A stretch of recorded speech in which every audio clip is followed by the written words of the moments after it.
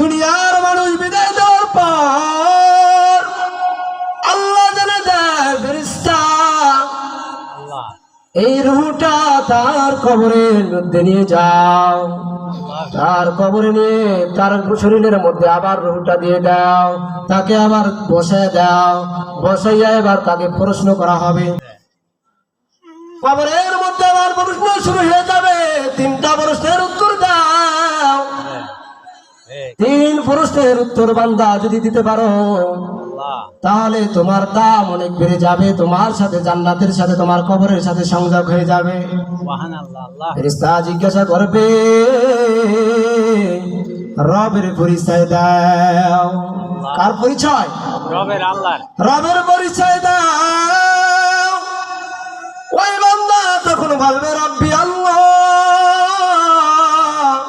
আমার রব বলেন আল্লাহ। জোরে বলেন আমার রবকে।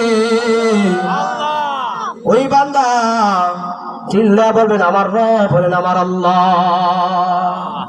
আল্লাহ এই জন্য জানিয়ে দেয় ইন্নাল্লাযীনা ক্বালু রাব্বুনাল্লাহ সুম্মা ইসতাকামু তাতানাজ্জালু আলাইহিমুল মালাইকা আল্লা তাখাফু ওয়া লা তাহজানু ওয়া আবশিরু বিল জান্নাতিল্লাতী কুনতুম তুআদুন।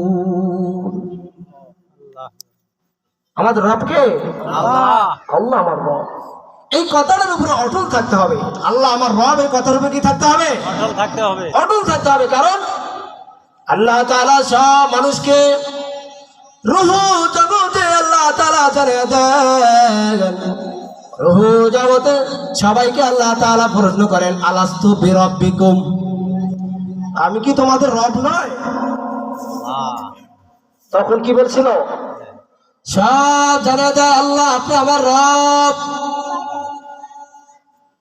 এজন্য আল্লাহ তাআলা বলেন ইন্নাল্লাযীনা ক্বালু রাব্বুনাল্লাহ, যারা স্বীকার করবে আল্লাহ আমার রব বলে স্বীকার করে এই পর্যন্ত ক্ষান্ত না, ওই স্বীকার করার পর তার উপরে আবার অটল থাকতে হবে। কি থাকতে হবে? অটল থাকতে হবে। কেমন অটল থাকতে হবে?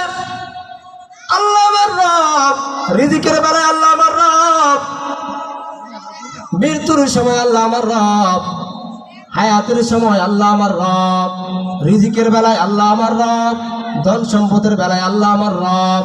সব সময় যেই বান্দা বলবে আল্লাহ আমার রব, ফেরেশতারা বলেন ও বান্দা তোমার কোনো ভয় নাই, কোনো টেনশন নাই। যে বান্দা স্বীকার করেছে আল্লাহ রব, ওই বান্দার কি নাই? কোনো ভয় নাই, পেরেশানি নাই, টেনশন নাই।